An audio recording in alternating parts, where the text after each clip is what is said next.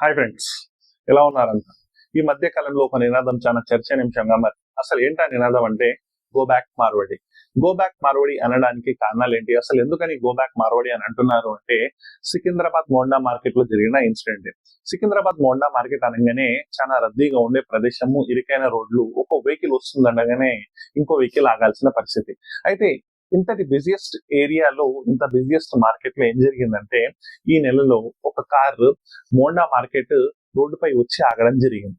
దీంతో అక్కడ ట్రాఫిక్ కి ఇబ్బందిగా మారింది, అంటే వచ్చే పోయే చిన్న వెహికల్స్ కి ఇబ్బందిగా మారింది. అయితే ఆ రోడ్ పై వచ్చే ఇంకో వ్యక్తి ఎవరైతే పాల వ్యాపారి ఉన్నాడో తన బిజినెస్ చేసుకుంటూ ఆ రోడ్ పై వస్తూ ఉన్నాడు. దారికి అడ్డంగా కారు ఉండడం వల్ల తను కారు జరపవలసిందిగా కోవడం జరిగింది. అయితే కారు జరపకపోగా ఆ వ్యక్తిని తిట్టడము, దుభాషలాడడం జరిగింది. కేవలం తిట్టడమే కాకుండా తన క్యాస్ట్ ఎస్సీ క్యాస్ట్ ఉండడం వల్ల నీచ్ జాత్ వాలి హంకు పూస్తే అనుకుంటూ తనని కోపడము, తనని తిట్టడము, తన క్యాస్ట్ ని కించపరిచేలా మాట్లాడడం జరిగింది. దీనికి మాట పెరగడంతో అతనిపై, ఆ కార్ లో ఉన్న వ్యక్తులు ఎవరైతే ఉన్నారో అతనిపై దాడి చేయడం జరిగింది. ఇది తప్పు అని చెప్పి వారించడానికి కొంతమంది వచ్చి ఆపే ప్రయత్నం చేసినా అదంతా వినకుండా అతన్ని గల్లా పట్టుకొని కొట్టడం జరిగింది. అయితే ఎవరైతే దెబ్బలు తిన్నారో, ఎవరైతే బాధితుడు ఉన్నాడో ఆ వ్యక్తి వచ్చేసి తెలంగాణకు చెందిన ఎస్సీ కమ్యూనిటీకి చెందిన వ్యక్తి. అయితే తన క్యాస్ట్ బట్టిని కూడా తనని కీంచవచ్చి, తనని తిట్టి, తనను కొట్టి జరగడం జరిగింది. ఇక్కడ తన తప్పేం లేదు, కేవలము బండి జరపమని అడగగా తనని కొట్టడం జరిగింది. అయితే కొట్టిన వ్యక్తులు ఎవరు అంటే అక్కడ బిజినెసెస్ చేసే మార్వడీస్. అంటే మార్వడీస్ తనని నువ్వు మమ్మల్ని అనేంత స్థాయి అనేది అని చెప్పి తనని తిట్టి, తనను కొట్టి, తన క్యాస్ట్ ని బట్టి కూడా తనని కించపరచడం జరిగింది. ఈ ఇన్సిడెంట్ తో ఒక్కసారిగా తెలంగాణలో ఉన్న యాక్టివిస్టులు, తెలంగాణలో ఉన్న జాతివాదులు, ఎస్సీ బీసీ కమ్యూనిటీ వాళ్ళు ఒక్కసారిగా మార్వడికి పైన కోపానికి రావడం జరిగింది. ముఖ్యంగా చెప్పాలంటే తెలంగాణ యాక్టివిస్ట్, తెలంగాణ శ్యామ్ మరియు పృథ్వీ లాంటి యాక్టివిస్టులు ఏం చేశారంటే ఈ మార్వడీస్ ఇక్కడ బతకడానికి వచ్చి మా పైనే దౌర్జన్యం చేస్తున్నారు, అసలు కార్ జరపమని చెప్పేసరికి అతన్ని పట్టుకొని కొట్టే రైట్స్ ఎక్కడి, తన ఎస్సీ క్యాస్ట్ ని అవమానించేది ఎక్కడదని చెప్పి మార్వడి గోబ్యాక్ అనడం జరిగింది. దీనికి ఇది ఒకటే ఉదాహరణ కాదు, అసలు మార్వడి గోబ్యాక్ అని కారణం ఏంటంటే తెలంగాణలో అన్ని బిజినెస్ లలో, ముఖ్యంగా చెప్పాలి అంటే టెక్స్టైల్ రంగంలో కానివ్వండి, కాటన్ రంగంలో కానివ్వండి, ఫార్మాసిటికల్ రంగంలో కానివ్వండి, ఫైనాన్స్ రంగంలో కానివ్వండి, రియల్ ఎస్టేట్ రంగంలో కానివ్వండి, ఇలా చిన్న కిరాణా షాప్ నుంచి ఎక్కడ వరకైతే అంత పెద్ద బిజినెస్ వరకు కూడా ఈ మార్వడి బిజినెసెస్ అన్ని ఉన్నాయి. వీళ్ళ పలుకుబడి అనేది పెరిగిపోయింది, తెలంగాణలో వీళ్ళ గ్రిప్ చాలా పెరిగిపోయింది. అందువలన అసలు ఇక్కడ ఉన్న లోకల్స్ కి ఆపర్చునిటీ లేకుండా వెళ్ళిపోయింది. ఒకవేళ వీళ్ళు బిజినెసెస్ పెట్టుకున్నా కూడా తెలంగాణ యువతకు, తెలంగాణ ప్రజలకు ఎలాంటి అవకాశాలు ఇవ్వడం లేదు. వాళ్ళు అక్కడి నుంచి గుజరాత్ నుంచి, రాజస్థాన్ నుంచి వారి యొక్క మనుషులను తెచ్చుకొని వాళ్ళు జాబ్స్ పెట్టుకోవడం జరుగుతుంది. తెలంగాణ వాళ్ళకు తీరని అన్యాయం జరుగుతుంది. ఇదే కాకుండా కల్తీ కూడా చేస్తున్నారు. వీళ్ళు కల్తీ చేయడమే కాకుండా బిజినెసెస్ లో వీళ్ళ పలుకుబడి పెంచుకోగా వీళ్ళ కల్చర్ ని తెలంగాణలో తీసుకురావడం జరుగుతుంది. దీని వల్ల తెలంగాణ కల్చర్ అనేది, ట్రెడిషన్ అనేది అస్తిత్వం లేకుండా పోతుంది. సో అందువలన మా వాళ్ళని కొట్టడమే కాకుండా ఇంకా దౌర్జన్యం చేస్తారా అని చెప్పి మార్వడి గో బ్యాక్ అని తీసుకురావడం జరిగింది. అయితే మార్వడీస్ గో బ్యాక్ అనగా దాంతో పాటు గుజరాతీస్ గో బ్యాక్ అనే నినాదం కూడా వచ్చింది. కానీ మార్వడీస్ కి గుజరాతీస్ కి ఏదైనా లింక్ ఉందా అంటే మనం కాస్త వెనక్కి వెళ్ళాలి. అసలు మార్వడీస్ అనగా ఏంటంటే వీళ్ళు గుజరాతీస్ కాదు. యాక్చువల్ గా చెప్పాలంటే మార్వాడి అనే పదం ఎలా వచ్చింది అంటే రాజస్థాన్ లోని మల్బార్ అనే ఒక ప్రాంతం ఉంది. మల్వాల్ అనగా వీళ్ళని మల్వారి అనేవాళ్ళు, దాంతో పాటు మార్వడీస్ అనేవారు. మల్వారి అనగా ఏంటంటే మల్ అనగా ఎడారి, వాడి అనంగా ప్లేస్, అంటే ఎడారి ప్రాంతము. ఎడారి ప్రాంతంలో నివసించే వాళ్ళనే మల్వారి అనేవాళ్ళు. అంటే ఇందులో ఈ మార్వాడిస్ లో ఎవరెవరైతే ఈ ప్రదేశంలో ఎవరెవరైతే ఉండేవాళ్ళో జైన్స్ ఉండేవాళ్ళు, హిందూస్ ఉండేవాళ్ళు, దాంతో పాటు ముఖ్యంగా ముస్లిమ్స్ కూడా ఉండేవాళ్ళు. అంటే ఈ ప్రాంతంలో నివసించే వాళ్ళను మార్వాడీస్ అనేవాళ్ళు. జైన్స్, హిందూస్ మరియు ముస్లిమ్స్ వీళ్ళందరినీ మార్వాడీస్ అనేవారు. ఇది ఒక హిందూ క్యాస్ట్ కి గానీ, ఇది ఒక జైన్స్ కి గానీ, ముస్లిమ్స్ కి గానీ సంబంధం లేదు. ఆ ప్రదేశంలో ఎవరైతే నివసిస్తారో వీళ్ళందరినీ మార్వడీస్ అనేవారు. అయితే ఇందులో భాగంగానే మార్వడీస్ కి ఇటు గుజరాత్ చాలా దగ్గరగా ఉండడము, దాంతో పాటు వీరి ఇద్దరి భాష కలయిక సేమ్ ఉండడం, అంటే గుజరాతీ, రాజస్థానీ, మార్వడి భాషలు ఆల్మోస్ట్ సేమ్ ఉండడం, సిమిలర్ గా ఉండడం వల్ల వీళ్ళు గుజరాత్ లో వీళ్ళు ఇక్కడ నుంచి అక్కడ నివసించడం, దాంతో పాటుగా వీరు అరబియన్ సీకి దగ్గరగా ఉండడం వల్ల వీళ్ళు ట్రేడ్ ఎక్కువ చేసేవాళ్ళు. అంటే ఈ అరేబియన్ సీ ఉంది కదా, దాని ద్వారా వీళ్ళు ఆ ఈస్ట్ ఏషియాకి వెళ్ళి అక్కడ, అంటే అరబ్ దేశాలు, గల్ఫ్ దేశాలు ఉన్నాయిగా, అక్కడ ట్రేడింగ్ చేసేవాళ్ళు. ప్రపంచంలో ప్రతి చోట వీళ్ళు విస్తరించి ప్రతి ఒక్క చోట వీళ్ళు ట్రేడింగ్ చేసేవారు. దాంతో వీళ్ళకు చాలా నైపుణ్యం ఉంది. ముఖ్యంగా చెప్పాలి అంటే ఒకానొక దశలో మొఘల్ సామ్రాజ్యంలో కూడా వీళ్ళు బ్యాంకర్స్ గా, ఫైనాన్సర్స్ గా మొఘల్ సామ్రాజ్యానికి సపోర్ట్ గా ఉన్నారు. అంటే అంతటి పలుకుబడి ఉంది ఈ మార్వాడి వాళ్ళ. దీంతో వీళ్ళు ఎక్కడైనా ఈజీగా అడాప్ట్ అవ్వగలరు. ఏ ప్లేస్ కి వెళ్ళినా వాళ్ళు ఈజీగా అడాప్ట్ అయిపోగలరు. ఎక్కడికి వెళ్ళినా ఈజీగా లాంగ్వేజ్ నేర్చుకోగలరు. సో దీంతో ఏమైపోయింది, వాళ్ళు భారతదేశంలోనే కాకుండా ప్రపంచంలోనే అన్య ప్రదేశాలలో విస్తరించి వీరు అక్కడ నివసించడం అనేది జరిగింది. దీంతో వీళ్ళకు ప్రతి చోట బిజినెసెస్ అనేవి ఉన్నాయి. అయితే మన భారతదేశంలో ఎవరికైనా ఎక్కడైనా వెళ్ళి ఉండే హక్కు ప్రతి ఒక్కరికి ఉంది. బిజినెస్ చేసే హక్కు ప్రతి ఒక్కరికి ఉంది. ఇది నేను మార్వాడి గో బ్యాక్ కి నేను సపోర్ట్ చేయడం లేదు.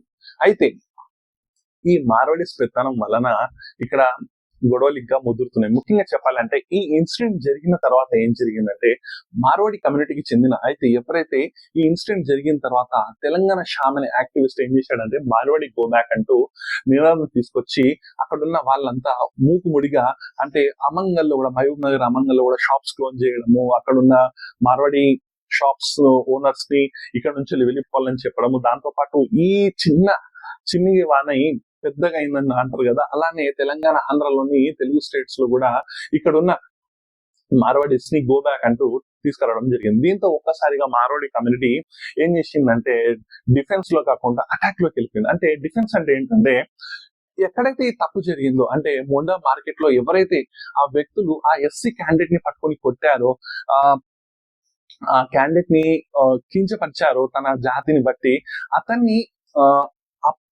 ఆ ప్లేస్ లో అతన్ని ఎవరైతే తప్పు చేశారో ఆ తప్పుని తప్పని చెప్పి తనని క్షమాపణలు అడిపించి తన పైన కేసెస్ పెట్టి ఈ ఇన్సిడెంట్ ని ఇంత సున్నితంగా క్లోజ్ చేస్తే సరిపోయేది. కానీ వాళ్ళు ఏం చేశారంటే, నువ్వెవర్రా బాబు మమ్మల్ని వెళ్ళిపోమని చెప్పడం. అంటే ఎందుకంటే ఇక్కడ దెబ్బతిన్న వ్యక్తికి కోపం ఎక్కువ ఉంటుంది, సహజం. అది వెళ్ళిపోమని చెప్తాడు. ఎందుకంటే ఇక్కడ ఉన్న వాళ్ళ ఆపర్చునిటీస్ అన్ని తగ్గిపోతున్నాయి, కంప్లీట్ గా బిజినెసెస్ అన్ని మీ ఉంటున్నాయి, మీరు ఇక్కడికి వచ్చి మీ వాళ్ళనే వర్కర్స్ గా పెట్టుకుంటున్నారు, ఇక్కడ ఉపాధి అవకాశాలు ఎలాంటివి లేవు, మేము ఒకవేళ అక్కడికి వస్తే మమ్మల్ని మీరు బతికినిస్తారా అని చెప్పి వీళ్ళు గో బ్యాక్ అని అంటున్నారు.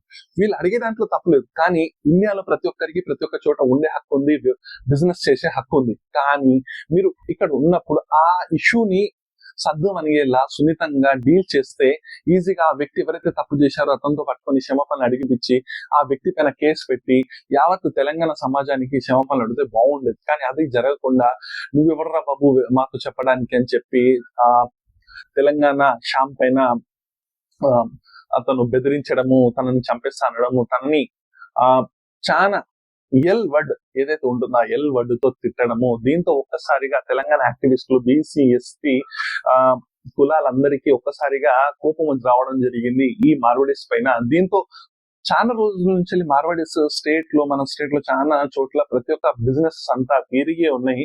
సో దీని వలన ఏమైపోయింది, వీళ్ళని ఎలాగైనా ఇక్కడ నుంచి వెళ్ళగొట్టాలని చెప్పి ఈ నినాదం ఇంకా బలపడడం జరిగింది. దీనికి పొలిటికల్ గా పెద్దగా ఏ పార్టీ సపోర్ట్ లేదు. ఇది కేవలం యాక్టివిస్టులు ఇక్కడ జరిగిన అన్యాయం వల్లనే ఈ తెలంగాణ షాము, పృథ్వీ ఆలే కాకుండా ఈ ఎస్సీ కమ్యూనిటీ వాళ్ళు, బీసీ కమ్యూనిటీ వాళ్ళు, దాంతో పాటు ఎవరైతే తెలంగాణ బిజినెసెస్ అంటే వైశ్యాస్ వాళ్ళు ఉంటారు కదా, ముఖ్యంగా కిరాణా స్టోర్స్, ఈ బిజినెసెస్ చేసే వాళ్ళు ఉంటారు కదా, వీళ్ళు ఈ డిమాండ్ ని పైకి తీసుకురావడం జరిగింది. గో బ్యాక్ మార్వాడి నినాదం తీసుకురావడం జరిగింది. దీనికి సపోర్ట్ గా ఏం జరిగిందంటే, మార్వాడీస్ కి సపోర్ట్ గా మార్వాడీస్ పలుకుబడి చాలా ఎక్కువ ఉంటుంది. ముఖ్యంగా చెప్పాలి అంటే ప్రతి రాజకీయ పార్టీలో మార్వాడీస్ సపోర్ట్ చాలా ఎక్కువ. ముఖ్యంగా బీజేపీ పార్టీలో మార్వాడీ సపోర్ట్ ఎక్కువ. దీనికి ఉదాహరణగానే బీజేపీ పార్టీ లీడర్స్ అయిన బండి సంజయ్ కానివ్వండి, మాధవి లత కానివ్వండి, ఇటు రాజా సింగ్ కానివ్వండి, ప్రతి ఒక్కరు ఈ టాపిక్ ని, ఏదైతే ఇది ఒక ఇన్సిడెంట్ ఎక్కడ జరిగింది, సికింద్రాబాద్ లోని మోండా మార్కెట్ లో జరిగింది. మోండా మార్కెట్ లో ఏం జరిగింది, ఒక ఎస్సీ కమ్యూనిటీకి చెందిన వ్యక్తిని తన కార్ ని జరపమని అడక్క తనని కొట్టడము, తిట్టడము జరిగింది. అయితే ఆ వ్యక్తిని పట్టుకొని ఆ తప్పే జరిగింది, ఇండియాలో ప్రతి ఒక్కరికి ఉండే హక్కు ఉంది, ఎవరైనా ఏ ప్రదేశంలో అయినా బిజినెస్ చేయొచ్చు, నివసించవచ్చు, ఇది మనది, ఈ ప్లేస్ లో మనం ఇండియాలో ఇలా చేయొచ్చు, కానీ ఎవరు చేసినా తప్పే, ఆ తప్పుకి అతను క్షమాపణ అడగాలి, తన పైన కేసు పెట్టాలి అని చెప్పి ఈ రకంగా మాట్లాడినట్లయితే ప్రజల్లో ఇంకా ఆ లీడర్స్ పైన రెస్పెక్ట్ అనేది పెరిగింది. కానీ ఇక్కడ ఏం జరిగిందంటే ఏ టాపిక్ అయినా ఎప్పుడు హిందూ ముస్లిం రావాలి లేకుంటే సంథింగ్ ఇంకేదైనా రావాలి అన్నట్లు ఇక్కడ ఏమంటున్నారంటే ఈ టాపిక్ ని సైడ్ లైన్ చేసేసారు. మెయిన్ లైన్ ఏం తీసుకొచ్చారంటే రోహింగ్యా గో బ్యాక్ అని అంటున్నారు. Rohingya go back okay, Rohingya ఎవరు సపోర్ట్ చేయడం లేదు, ఎవరికి అవసరం లేదు. రోహింగ్యా అసలు ఇన్ని లక్షల మంది ఇండియాలో ఎందుకు ఉంటున్నారు, ఎలా ఉంటున్నారు? దాదాపు 11 years నుంచి బీజేపీ గవర్నమెంట్ ఉంది. అయితే రోహింగ్యాస్ ఎక్కడుంది? ఎక్కడో బర్మా చివరిలో ఉంది. ఆ బర్మా చివరి నుంచి దాటుకొని మన ఇండియన్ స్టేట్స్ లోకి రావాలి అంటే నార్త్ ఈస్ట్ స్టేట్స్ నుంచి, బంగ్లాదేశ్ నుంచి, వెస్ట్ బెంగాల్ నుంచి, అటు ఉత్తరప్రదేశ్, బీహార్ నుంచి హైదరాబాద్ వరకు రావాలి అంటే చాలా ప్రదేశాలలో బీజేపీ పాలిత రాష్ట్రాలు ఉన్నాయి. ఆ రాష్ట్రాలన్నీ దాటుకొని ఎలా రోహింగ్యులు హైదరాబాద్కి వచ్చారు ఒకటి. ఇంకొకటి ముఖ్యంగా రోహింగ్యులు ఇండియాలోకి వచ్చారంటున్నారు కదా, ఇన్ని లక్షల మంది వచ్చారని అంటున్నారు కదా. అయితే ఇన్ని లక్షల మంది ఇండియన్ బార్డర్ ని క్రాస్ చేసుకుని ఎలా వస్తారు? ఇది ఒక రకంగా ఇండియన్ ఆర్మీని అవమానించినది కాదా?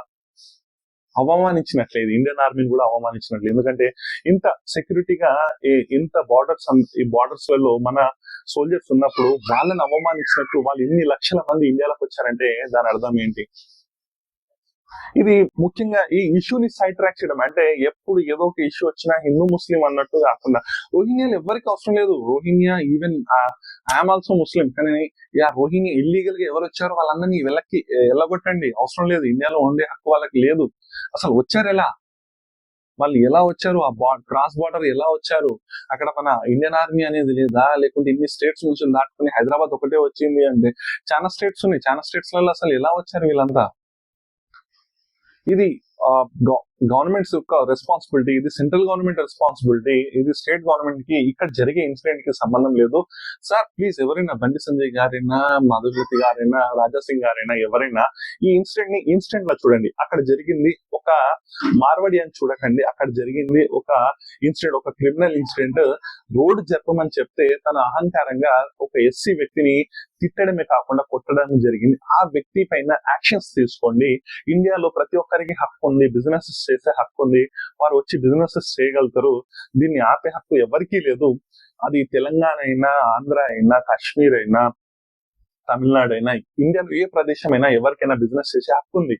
దాన్ని ఆపే హక్కు ఎవరికి లేదు. కానీ అక్కడ జరిగిన ఇష్యూ ఏంటంటే ఒక వ్యక్తి పైన దాడి జరగడం, ఆ వ్యక్తి కమ్యూనిటీ వచ్చేసి మార్వాడి ఉండడం, వాళ్ళు దీనికి అహంకారపూరిత ఆన్సర్స్ ఇవ్వడం, దానికి మీరు ఈ ఇష్యూని సున్నితంగా డీల్ చేయకపోగా దీన్ని హిందూ ముస్లింల తీసుకురావడం, లేకుంటే రోహింగ్యులంటూ తీసుకురావడము, ఇది ఎంతవరకు కరెక్ట్ కాదు. ఇక్కడున్న ఏ ముస్లిం గాని, ఏ హిందూ గాని ఎవరు ఇల్లీగల్ గా ఉండే ఇమిగ్రెంట్స్ ని ఎవరికి సపోర్ట్ చేయరు. కానీ ఇక్కడ ఇష్యూ ఏంటంటే ఒక దళితుడి పైన అటాక్ జరిగింది, ఒక దళితుడిని కొట్టడం జరిగింది, ఒక దళితుడిని తిట్టడం జరిగింది, దుభాషలాడడం జరిగింది.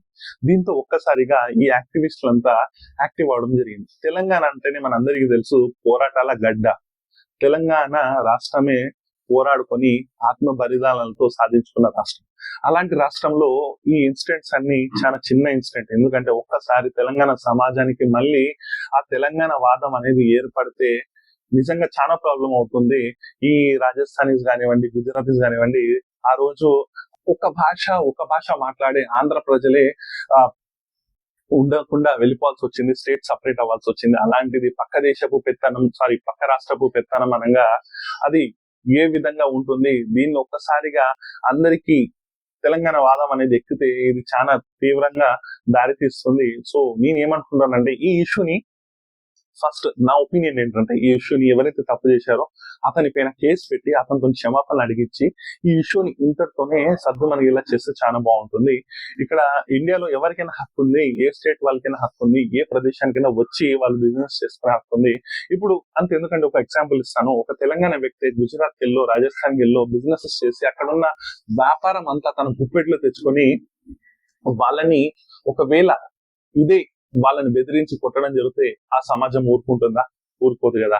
ఈ మధ్య కాలంలో ఒక మార్వాడి కమ్యూనిటీకి చెందిన ఒక వ్యక్తి కూడా ఏమంటున్నాడు అంటే తెలంగాణ వాళ్ళంటేనే పొద్దున్న లేచి తాగడము మళ్ళా పండుకోవడం అన్నట్టు ఉంటుంది. మా మార్వాడీస్ పొద్దున 7 గంటలకు లేచి రాత్రి వరకు కష్టపడతారు, బిజినెస్ చేస్తారని చెప్పడం జరిగింది. ఇది చాలా తప్పు. ఎందుకంటే మీరు కంప్లీట్ ఒక రాష్ట్రంలో ఉన్న ప్రజలను అవమానిస్తున్నారు. ఎందుకంటే మీరు ఇంతవరకు ఏమన్నారు, మేము తెలంగాణ వాళ్ళమే, మేము ఇండియన్స్, మేము ఇక్కడ నుంచి వెళ్ళామని చెప్పి మీరు అన్నారు. అది కరెక్టే. కానీ మీరు ఒక స్టేట్ మొత్తాన్ని అవమానించారు. తెలంగాణ వాళ్ళంటేనే తాగుబోతులు, పండుకొని ఉంటారు, పని చేయరు అంటే ఇప్పుడు కూడా దీన్ని హిందూ ముస్లిం అన్నట్టు ఈ ఇష్యూని చూడకుండా ఏదైతే ఇష్యూ ఉందో దాన్ని విధంగా మాట్లాడితే బాగుంటుందని చెప్పి నేను ఆశిస్తున్నా. నా వీడియో కనుక మీకు నచ్చినట్లయితే ప్లీజ్ లైక్, షేర్ చేయండి. దీనిపైన మీ ఒపీనియన్ ఏంటనేది మీరు కామెంట్ రూపంలో తెలియజేయగలరు. సో ఈ వీడియో నచ్చిందని అనుకుంటున్నాను గైస్. నెక్స్ట్ వీడియోలో మనం మళ్ళీ కలుద్దాం మళ్ళీ ఒక ఇంట్రెస్టింగ్ టాపిక్ తో. అంతటి వరకు by bye friends. Thanks for watching.